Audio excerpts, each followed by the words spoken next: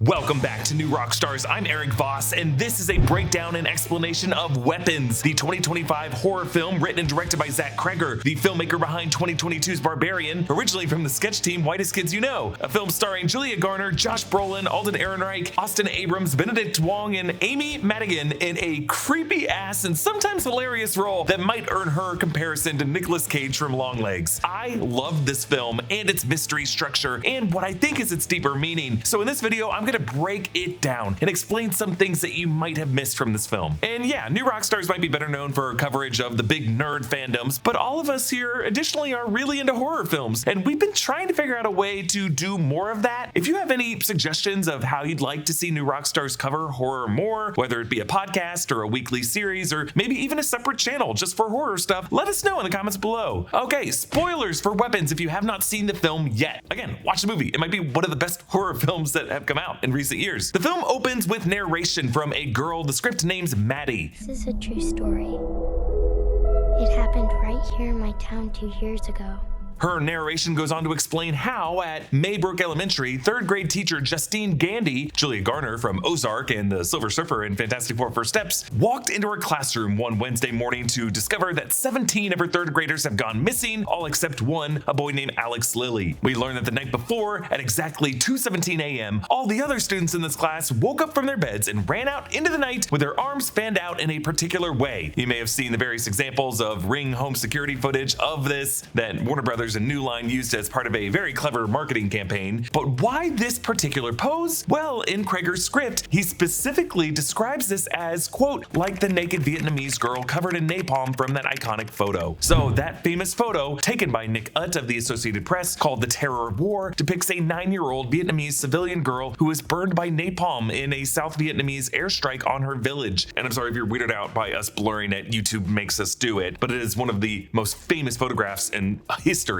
But this was considered one of the most shocking images from the war in Vietnam that was really attributed with the whole turning of American public sentiment against that conflict. And I think it's at least safe to assume that it's part of Zach Cregger's deeper message with this film of the way children are weaponized and the loss of their innocence. I don't think it's a coincidence that this movie centers around a specific number of kids in a single classroom who are now just gone inexplicably, parents who are angry and grieving this loss, and the fact that Josh Brolin's character Archer sees a giant AR-15 in a dream. Many gun control activists have said if shootings like those at Parkland and Sandy Hook and several other schools are unable to move public opinion against guns, like the war imagery from Vietnam could change public opinion against that, what hope do we have? But since this movie also centers around witch lore, another argument could be made that the elements I just mentioned are really meant to unsettle us on a subconscious level rather than a textual one. Hey, it's really up to you to take away from this movie what you take away. Either way, Cregger definitely tapped into something iconic by using this image of something sprinting directly at us with the hands fanned out in that particular way. The fact that something rushes at us like that from a distance definitely recalls Jordan Peele's imagery from Get Out, but with the arms fanned out, we also just feel pity for this figure, as it just definitely reminds us of that Vietnamese girl. Speaking of references, Cregger confirmed that 217 is a reference to Stephen King's The Shining and Stanley Kubrick's film adaptation. The room is room 237, but in King's original novel, it's room 217. Actually, this change in the film was a basis of at least one conspiracy theory claiming that Stanley Kubrick changed it to 37 because they said that Earth is 237,000 miles from the moon. And by the way, the Earth is not 237,000 miles from the moon, but either way, some maintain that this was all part of a big scheme of clues pointing to the myth that Stanley Kubrick helped fake to the moon landing footage. Zach Cregger wrote the script for Weapons on spec, meaning that he was not commissioned by any studio to do this, and he was coming off of his success with Barbarian in 2022, and based on how well this new script was liked, in January 2023 it entered into a bidding war among Netflix, New Line, TriStar, and Universal, which New Line, which is a division of Warner Brothers, won by offering $38 million to cover all production costs, including $10 million to Cregger himself and giving him final cut privileges. Meanwhile, Jordan Peele's company, Monkey Paw, worked with Universal trying to fight for this script, and when they lost this auction, Jordan Peele was so mad that he fired his longtime managers, Joel Zadek and Peter Principato, who is also also Cregger's manager. There was an argument that there was a conflict of interest in this bidding war. Either way, that's how hot this script was. Inspired by Paul Thomas Anderson's Magnolia, Cregger divided his screenplay into chapters oriented around these central characters. First, Justine, then Archer, Josh Brolin in a role originally cast as Pedro Pascal, which could have been really fun to see 2 weeks after Pascal and Garner were both in Fantastic Four together. Then Paul, played by Alden Ehrenreich, the character is Justine's cop friend. Also Anthony, played by Austin Abrams, the character is a drug addict and a thief. And then a chapter for Andrew, that's Benedict Wong, who's Justine's boss as the school principal. And then finally Alex, played by young actor Carrie Christopher, the boy from the Lilly family at the center of the disappearances. So the film's structure goes character by character, jumping back in time each time to catch up with the other characters experiencing the same events from their point of view. And what you could call a Rashomon structure, which refers to Akira Kurosawa's 1941 film, but in my opinion, that term tends to be incorrectly used because true Rashomon would mean to change subjective details each time we revisit the memory to reflect how witnesses see different realities based on our biases. Structurally, this is really more of what Zach Cregger did in Barbarian, starting out as a story that seemed like a creepy Airbnb mix-up, and then halfway through that movie, we flash back to reveal AJ's role in this narrative, and that it's actually much deeper than we thought. Thank you to BetterHelp for sponsoring this video. If you ever find yourself looking around and thinking, I thought I'd be further along by now, and when reality doesn't match that picture, it's easy to feel like you've fallen behind. The truth is, it's completely normal to feel frustrated with where you are. Everyone wants something more, and while it's okay to sit with those feelings, sometimes they start to weigh you down or get in the way of moving forward. I know I've certainly felt that way. When I moved to Los Angeles, I thought by 5 years I will have gotten a job on a movie or on a TV show where I'm in complete creative control of that. And I thought that that was unrealistic until I looked around and I saw some friends who did kind of have that kind of career agency. And I thought, damn, what did I do wrong? Or why am I not good enough? And then I realized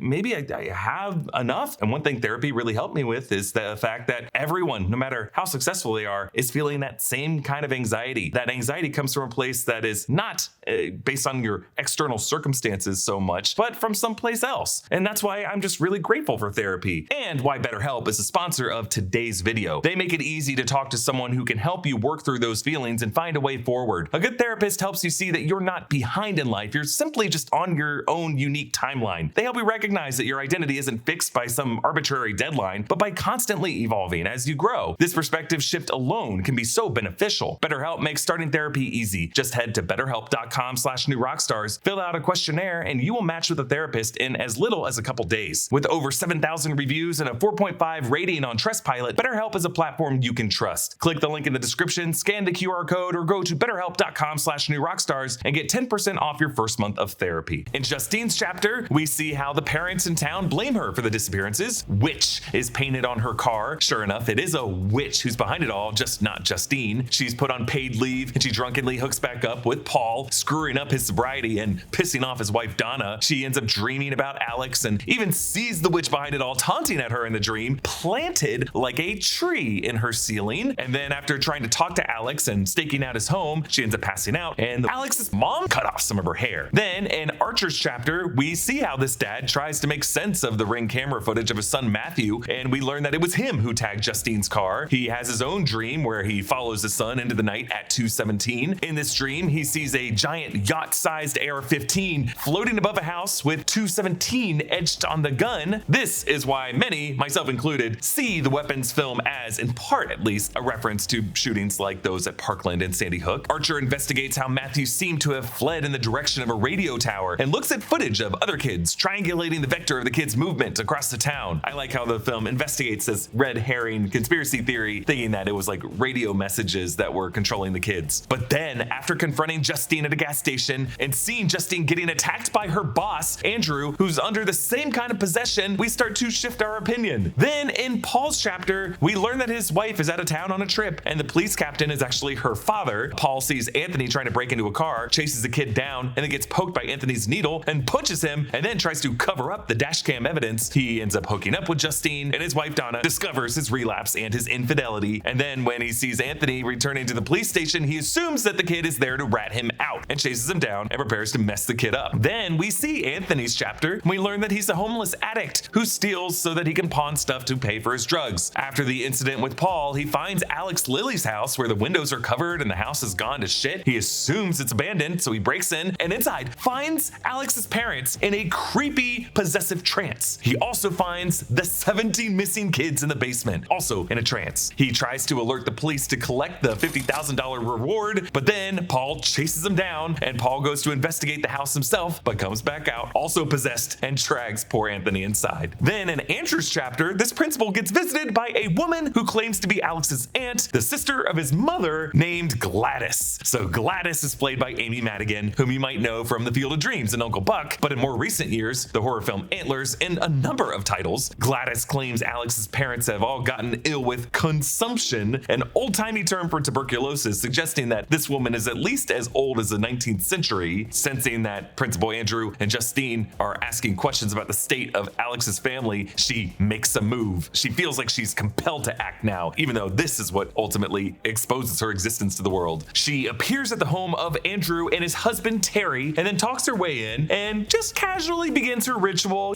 asking for a bowl of water and then cutting her hand to bleed on this bundle of sticks, and then cuts a bit from Terry and then wraps that bit around the sticks, then rings a bell, gaining control over Andrew, and then when she snaps those sticks in half, this triggers Andrew to attack poor Terry, and he spews black bile onto his face. Ugh. Then with Terry dead, Gladys repeats the ritual with Justine's hair, and that's what sends Andrew sprinting through the town, where he finds Justine at the gas station, chases her inside the store, and then runs after her car, where he gets sideswiped by another car. So finally after this, Archer and Justine realize that something supernatural must be going on, and that it's all coming from Alex Lilly's house. And this brings us to the final chapter, centered around Alex. We flash back to Justine's class, where she lectures about parasites, which is why we saw parasites written on the board in her dream. It's a clue about the parasitic curse that the witch Gladys uses to control her victims. Alex is lonely and gets bullied by Archer's son, Matthew, and I would say his whole arc seems at least coded in the way stories about lone shooters often are. We learn that Alex's parents are taking in who Alex is told is his mom's aunt, Gladys, who is elderly, dying of cancer. She wears a wig. Gladys brings with her a potted tree. So this is the source of all the sticks that we see snapped in this movie, magic sticks. There are examples of types of trees associated with witchcraft. Blackthorn is called the witch's tree, and women who carried a blackthorn walking stick were suspected of being witches. It was said that pointing a blackthorn staff could cause crops to wither, even cause miscarriages. But this tree has black leaves. It appears to be something else entirely. Gladys takes control of Alex's parents, draining their life force to restore her health. Something that it seems like she's been doing since at least the 19th century with other people, through who knows how many generations before Alex's mom met her and was told that she was some aunt. She controls them with blood on the sticks of this tree, and she makes these poor parents fork themselves in the face to threaten Alex, forcing him into a routine of spoon feeding his parents, keeping them just alive enough, not telling anyone she's there. Gladys uses the name tags he gets from his classmates in this ritual, spitting on them, igniting them at exactly 2:17 a.m. one night, which then brings all these kids to the Lilly house. So they go on to collect hair from these kids to gain control over them. They send the kids into the woods when the house gets searched by the police. During this time, Alex tries to think of a way to gain leverage over his parents' sticks. With Paul and Anthony now in the house, Gladys protects her room with the tree in it with a line of salt, and Alex's parents guarding the door. We catch back up with the present, where Justine and Archer enter the house to see why Paul's there. Paul and Anthony attack. Alex, meanwhile, deliberately crosses the salt line to get his parents to attack him, forcing his blood onto a stick that Alex stole from the tree so that he can form his own control totem. Justine, meanwhile, has to fight off zombified Paul with a grater, and it's very gross, but she's able to get his sidearm, shooting him and then shooting Anthony off of Archer. And even the way the firearm works in this movie and the guilt she feels definitely just gets back to the whole idea of weapons and firearms in this movie. Archer finds the kids in the basement, but then Gladys leaps out from the crowd of the kids, taking control of Archer. But then Alex upstairs bleeds onto the tree, taking control of the whole hive. And Alex sends all these kids to swarm Gladys. They find her outside and they pounce on her, ripping her to pieces, chewing away at her and reducing her to a bloody pulp. This movie ends with Justine relieved to see Alex hugging his parents, who wake up in a daze, but their faces seem lifeless. Similarly, Archer, who has come to his senses, clutches his son Matthew, but this kid's eyes are vacant too. So we are reminded of Maddie's opening narration. And they never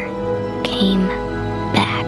While Gladys's possessed victims do come back physically, the effects of their possession linger, and they don't quite come back all the way psychologically, not fully. The extreme violence they've been forced to take part in has transformed all of these kids into weapons. I loved this film. Comment down below with your thoughts and your interpretation of it. And a special thanks to one of our YouTube members, Paulo Bianca, who supports us at the executive producer level. Follow me at Erik Voss and subscribe to all the channels in the new Rockstars network for breakdowns and news coverage of everything you love. Thanks for watching, and I'll see you next time. Bye.